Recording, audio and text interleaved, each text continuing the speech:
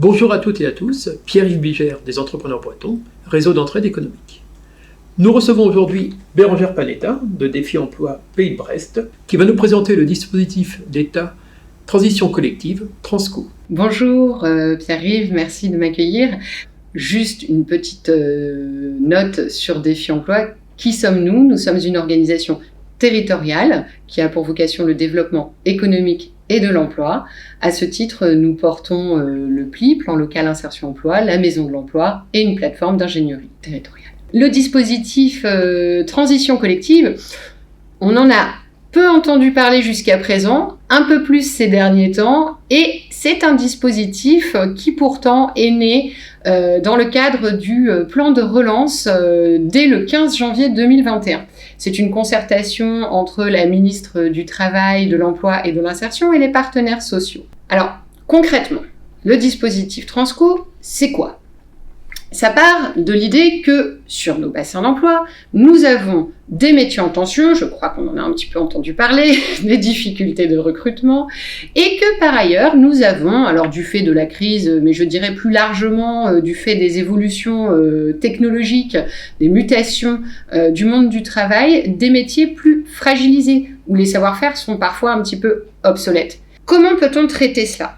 On peut tout simplement réfléchir en tant qu'employeur en amont pour détecter ces métiers fragilisés. Et au lieu de se retrouver au pied du mur avec des plans de licenciement ou des ruptures conventionnelles collectives, proposer aux salariés qui sont sur ces métiers fragilisés de se reconvertir vers des métiers en tension, des métiers dits porteurs, où nous sommes quasiment certains qu'ils retrouveront un emploi. Pour avoir une idée un peu plus précise de ce que peut représenter le dispositif de transition collective, on a eu un exemple qui a fait un petit peu la une des médias notamment, avec l'entreprise de Rochecourt qui avait des employés qui faisaient du nettoyage dans l'aéroportuaire et qui en fait a mis en place le dispositif Transco pour des formations d'aides-soignants pour une 50aine de salariés.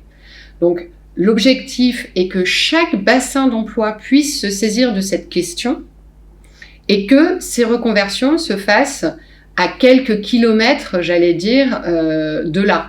On ne peut pas demander aux gens de traverser la France dans le cadre des reconversions. On sait très bien que dans les besoins en compétences, un des freins, c'est la mobilité géographique.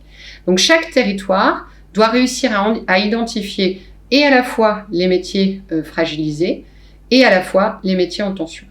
Pour cela, nous allons voir dans la deuxième vidéo de présentation des modalités de transition collective comment savoir si nous sommes sur des métiers en tension ou des métiers fragilisés.